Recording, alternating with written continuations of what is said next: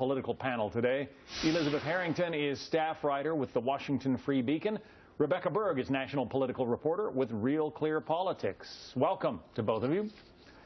Rebecca, to you first. A lot of observers, when Donald Trump jumped into the race, people thought he wouldn't do that in the first place. But when he got in, they said, he's a flash in the pan. His support is going to be a momentary blip. Doesn't seem to have happened that way. How do you explain it? No, quite the opposite, John. He is here to stay at the top of the polls, the dominant Republican, time and again in these national polls. And as the Fox News poll showed, polling higher than any Republican has for this entire election cycle. So when we dive down into the numbers, we get a glimpse of why he is such a strong candidate. First of all, his base of support is immensely and surprisingly broad.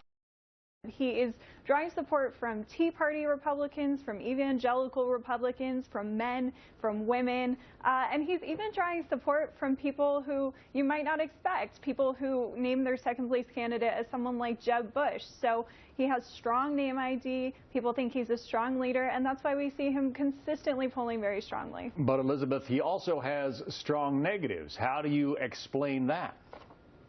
Well, he's a very divisive figure. Obviously, he's bold. You're going to get people that really love him or really hate him. I think another the good signs for people in this poll as well are Jeb Bush and Scott Walker. Bush has really been a beneficiary of Trump's rise because it's really allowed none of the other top-tier candidates to gain any footing in the race.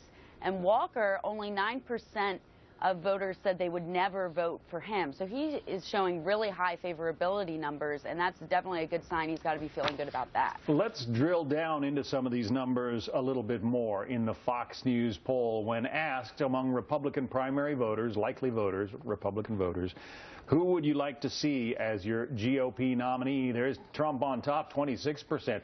In mid-July, he was at 18%. Jeb Bush's numbers haven't moved much, 15% now, 14% then. Scott Walker dropped from 15% then to 9% now. And then there you see the rest of the field, Carson, Cruz, Huckabee, Rubio, Paul, Christie, and Kasich. And I should point out, this is not the poll that is going to determine which of the top 10 are on stage for the big debate in Cleveland. It's going to be an average of the national polls. It's not strictly up to the Fox News polls. There you see, rounding out the bottom tier, Carly Fiorina, Rick Santorum, Governor Perry, Governor Jindal, former Governor Pataki, Graham, and Gilmore. So the field is crowded, but some of these folks are going to have to depart. Who is on the shakiest ground right now, Rebecca? Well, I would point first to Rick Santorum. Here is someone who did very well in Iowa in 2012. In this election cycle, he was looking at Iowa maybe to boost his candidacy from these low polling numbers we're seeing. But his infrastructure there is not very good. He's not really making any headway. Lost a lot of his important staffers in Iowa to other campaigns. So he's really hanging on by a thread among some of these lower tier candidates. Let's take a look at the Democratic side. When asked among Democratic primary voters, who would you like your nominee to be? Hillary Clinton way on top at 51%, but look at the mid-July number. She was at 59%. Bernie Sanders is now at 22%. He was at 19%. Joe Biden comes in with 13%. He was at 8%. So Hillary Clinton has dropped 8 points, and the other two that I mentioned, Sanders and Biden, are up a combined 8 points.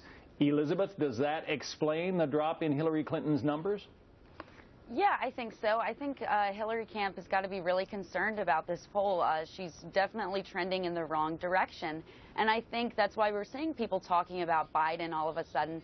I think there's a lot of concern. There's a lack of enthusiasm with Hillary. They kind of, Sanders has gotten a lot more coverage. He gets big crowds. People are actually excited about him.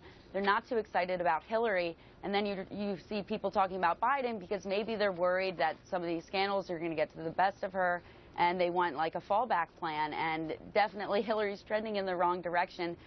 This poll, coupled with her low favorability at 37%, that's a really bad sign for her. Also, one other little nugget in the polls is that Republican voters are more excited this time around than Democrats. But again, things can change between now and November of 2016. Elizabeth Harrington and Rebecca Berg, thank you both. And don't forget to tune in on Thursday for the first Republican